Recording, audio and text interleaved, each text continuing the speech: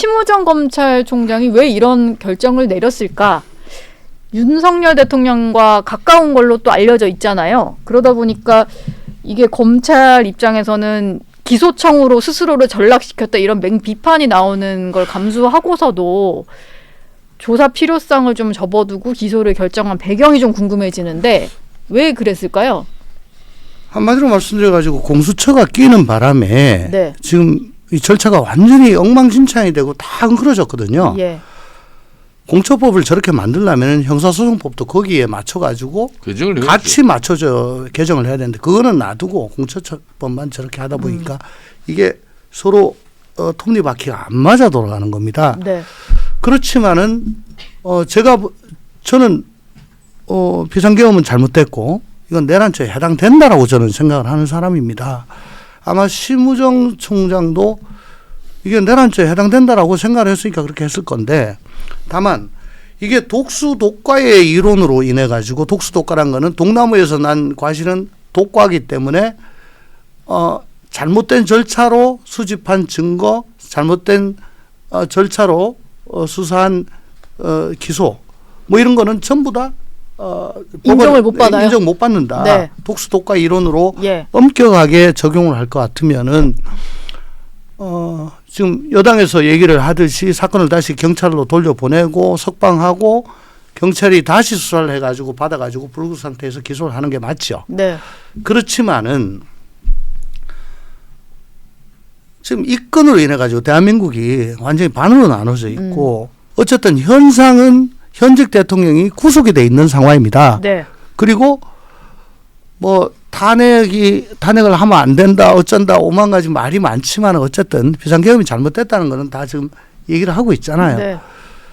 그리고 내란 해당되느냐 여부도 지금 많이 갈라져 있습니다만은 어쨌든 법관이 구속영장 체포영장을 발부를 해서 지금 현역 대통령이 구속이 돼 있으니까 여기서 엄격하게 중앙지법 판사처럼 엄격하게 법문을 해석을 해가지고 만약에 불구속 상태로 한다라고 하면은 아마 그 후폭풍이 뭐 비단 검찰에 오는 후폭풍이 뿐만 아니고 우리 사회 공동체 전체에 오는 후폭풍이 너무 이 감당이 안 될 정도로 클 것 같다. 네. 라는 생각까지 하지 않았을까.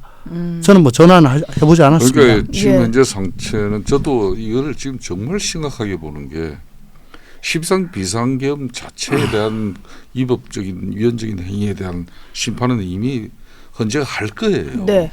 그러면은 지금 국민들이 왜 지금 현재 민주당 특히 이재명 대표의 그런 지지율이라든지 정당 지지율을 갖다가 국민의힘이 작년 12.3 비상계엄 이후에 뭐 집권당 멤버를 어떻게 우리가 새로이 정비하고 역할을 해서 국민들에게 신뢰 신임을 얻은 그래서 정당 지지율이 올라간 거 아니잖아요. 예. 그쵸. 지금 민주당 내에서 지금 현재 이재명 대표 2년 7개월 동안에 그런 사법 리스크를 극복하기 위한 과도한 입법 권력의 행위에 대해서 집단 지성과 자성 성찰이 발생이 돼서 더군다나 이재명의 지금 공직선거법 이게 지금 항소심이 법원에서도 지금 신건 사건을 배당하지 않고 3월 12일까지는 사실상 끝장내라는 이야기 아닙니까? 네. 그 중심에 이재명 대표가 서 있어요. 이미 국회에서 탄핵 사추 의결되고 헌재로 이게 탄핵 심판이 넘어갈 때 국민들은 이미 그 다음엔 민주당 이재명 대표는 어쩔 건데 이리 돼 있는 거거든요. 윤석열 대통령이 저렇게 됐으면 이재명 대표다 이런 그렇죠. 거죠. 그런데 네. 어제 그런 측면에서 검찰의 이 결정은 지극히 정치적이었어요. 어제 결정은. 예. 그러니까 검사정 회의에서조차도 여러 가지 의견이 분분했지 않습니까? 저는 그런 측면에 그렇다면은 이 피의자의 이익을 최우선시 지금 검찰이 판단을 해야 되는데 그 판단 없이 그냥 맨피성 회의 소집하고 그리고 이제 뭐 공수처가 그 부실한 수사 그 공소 제기 요구 그대로 그냥 구속 기소 결정만 이렇게 했다거든요. 검찰은 이제 이 구속 기소를 이게 필요하다 그러면서 그러면 왜 두 차례 이제 중앙지법에다가 구속 기간 연장 신청을 했겠습니까? 네. 보안 수사가 필요해서 한 거거든요. 네. 그럼에도 이 어제 검찰이 그런 식으로 기소를 해버리니까 이제 국민의힘이나 지금 현재 윤석열 대통령의 지금 탄핵 심판을 바라보는 지청인 입장에서는 이 사법 체계를 불신하는 가장 큰 힘이 되는 거예요. 이렇게 되면은 이 결과를 어떻게 승복하겠습니까? 예. 그러니까 빨리 탄핵 심판도 헌재에서 판단이 이루어지고 또 형사소송법에 의한 이 행법은 국가 국민의 그런 어떤 지위를 얼마나 존중하느냐 판단하는 그런 잣대가 되는 건데 네. 이것도 지금 현재 상당히 혼란을 가져갈 수. 그러니까 이제 재판정에서 사사건건 이제 시비가 걸릴 수밖에 없어요. 지금 뭐 대통령 변호인단은 아예 그런 이제 사법 체계가 무너진 부분, 그러니까 법적인 하자 부분을 계속 얘기를 하는 것 같고, 당연히 지지층에는 그 어떤 여론전이 좀 먹히는 상황인 것 같고 좀 혼선이 있는데, 그 와중에 또 이재명 민주당 대표와에 있어서의 어떤 사법 진행 속도랄까요? 이런 게 좀 안 맞는 것도 이 윤 대통령 지지자들이랄까 뭐 보수 지지층 사이에서는 조금 불만인 부분인 것 같아요. 근데 그 와중에 좀 이 대표 공직선거법 위반 사건 2심 항소심 재판부 같은 경우는 재판을 좀 빨리 진행하겠다는 의지가 네, 있는 네, 것 같아요. 네. 2월 26일에 가급적 결심 공판을 예. 하겠다는 거잖아요. 예. 이건 어떤 사인으로 봐야 될까요? 조희대 대법원장이 몇 번 그 강조도 하시고 또 예. 내부에 그 서신도 돌리시고 그렇게 한 걸로 알고 있습니다. 네. 633 법칙에 법문을 한번 봐라. 네. 3개월 내에 반드시 선고를 해야 된다. 반드시 해야 된다. 이렇게 돼 있습니다. 예. 근데 아니 실체적 진실 발견이 형사소송의 목표인데 실체적 진실 발견이 안 된 상태에서 633에 쫓겨가지고 판결 선고하는 게 맞느냐? 그건 아니지 않느냐. 네. 애매할 때는 피고인의 이익으로 갈 수밖에 없는데 그렇다면 이걸 다 무죄 선고해야 되냐? 뭐 이런 얘기들이 그동안에 있어가지고 633이 사실상 사문화됐던 게 사실이죠. 그렇지만은 이재명 대표는 1심을 벌써 2년 2개월인가 끌어버리고 예. 증인이 54명이 나왔는데 민당 쪽에서는 이게 검찰 측 증인이니까 니네가 끈 거 아니냐 그러는데 검찰 측 증인이 왜 나와야 되냐면 조서 쓰죠. 그 부동의합니다. 또 뭐 무슨 누가 말한 건 녹음해가지고 증거를 내죠. 부동의합니다. 그러면 이 사람들 전부 다 나와가지고 법원에 나와서 그거 내가 수사기관에서 조사한 거 맞고 그대로 얘기한 거 맞습니다. 이렇게 얘기해야지 증거로 쓸 수 있고 녹음도 역시 마찬가지예요. 네. 예. 전부 다 거진 다 부동의를 했기 때문에 증거 능력 부여하기 위해 가지고 어쩔 수 없이 나온 겁니다. 그러니까 이거는 이 대표 측 재판 지연 전략 때문에 이렇게 길어지게 된 거거든요. 거기다 수시로 뭐 단식하죠. 뭐 국회 본회의 가야 되는데 그러죠.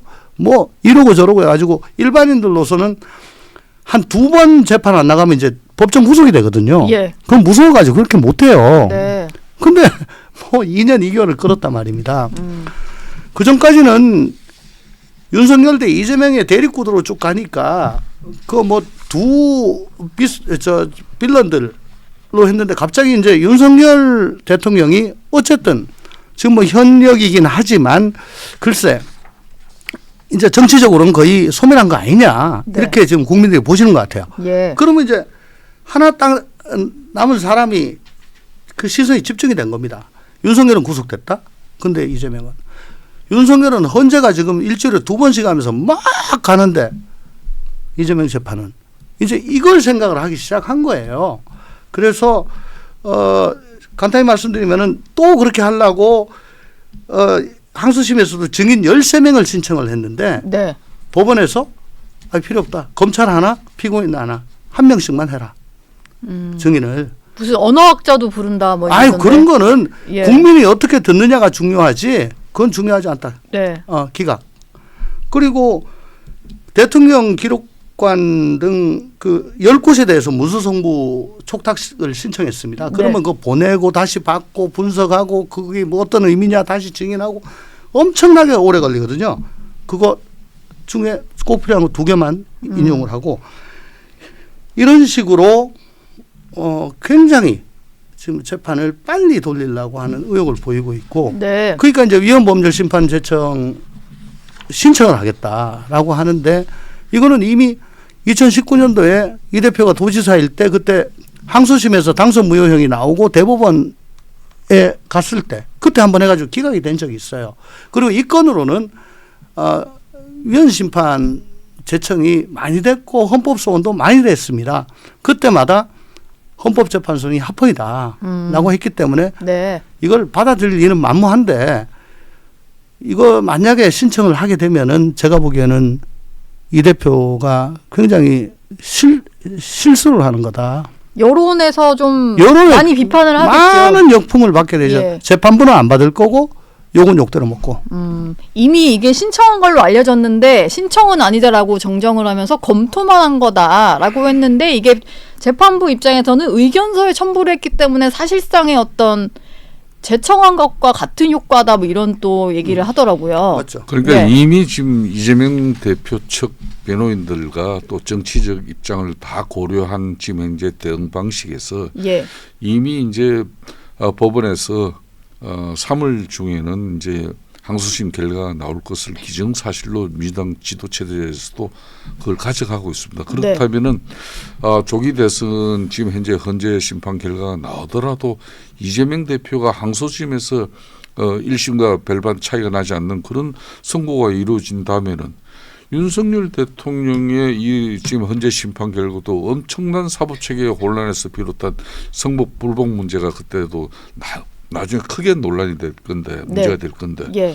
그럼 그런 지금 이재명 대표 역시 항소심 결과까지 나왔는데 뭐 대법원 사상 법리를 따지는 건 아니지 않습니까? 네. 그럼 대법 판결 앞두고 이 뭐 조기 대선에서 만일 본인이 대통령 된다 치더라도 엄청난 또 혼란을 야기시키는 그 당사자가 민주당 대선 후보로 서는 게 맞느냐 이런 혼란이 벌어질 수밖에 없는 거예요. 저는 그런 측면에서도 지금 현직 대통령을 구속 기소하는 그런 뭐 시점에서 이재명 대표 같은 경우는 지금 현재 8개 사건 그리고 이제 12개 혐의로 지금 5개 재판을 받고 있지 않습니까? 네.